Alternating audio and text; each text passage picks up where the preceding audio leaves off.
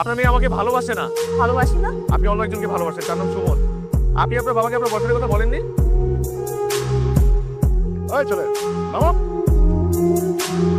তুমি আমার মেয়ের সাথে চিট করে পালিয়ে যাবে, আমি বেঁচে থাকতে সেটা সম্ভব না। জানো আমি কে? আমার ভয় এলাকার লোকজন খটপর করে কাঁপে। আর তুমি তার মেয়ের সামনে চিট করেছো? তোমার এত বড় সাহস!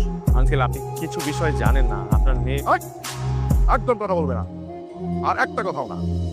আমার মেয়েকে ধোকা দিয়ে কেউ পালিয়ে যেতে পারবে না। আমার মেয়েকে ধোকা দিয়ে পালিয়ে চলে যাবে তুমি? না, আমি তোমার গুলি করে একদম গুলি উড়িয়ে দিই, কিন্তু সেটা আমি করবো না। আর তোমাকে যদি গুলি করে গুলি উড়িয়ে দিই তাহলে আমার মেয়ের কি হবে? তাই আমি বলছি, আমার কথা শোনো। আজকেই তুমি আমার মেয়েকে বিয়ে করবে। পায়ে নে, তোর বরকে তুই বুঝে নে।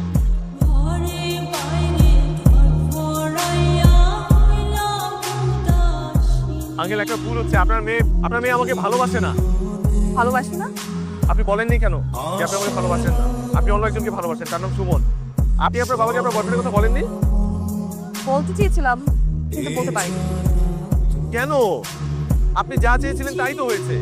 আপনি আমাকে বলেছিলেন পালাতে, আমি পালিয়েছি। এখন আপনার বাবা জানলো কি করে? কারণ আমি আমার বাবাকে বলতে দিয়েছি। আপনি বলেছেন?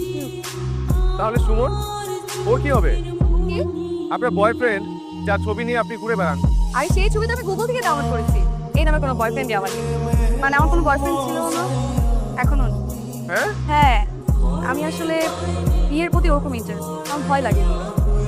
আমার মনে হয় যে আমি সারা জীবন স্বাধীনভাবে থাকবো, ঘুরবো ফিরবো, ফুর্তি করবো, বিয়ে করবো না। এই কারণে আসলে এত কিছু কথা। আর তার থেকে বড় কথা, যদি মনের মতো কোনো লাইফ পার্টনার না পাই তাহলে তো পুরো জীবনটা নষ্ট হয়ে যাবে। আমি ভাই আমার জীবন নষ্ট করতে চাই।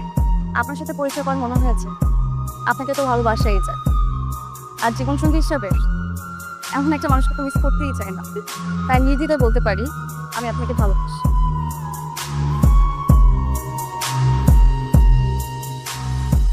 আপনার কি মনে হয় এতক্ষণে আমার ঢাকা যাওয়ার ট্রেন আসেনি? আরো 2-3টা ট্রেন এসে চলেও গেছে, কিন্তু আমার মন বলছিল যে আপনি আসবেন। তাই আমি আপনার জন্য অপেক্ষা করছি।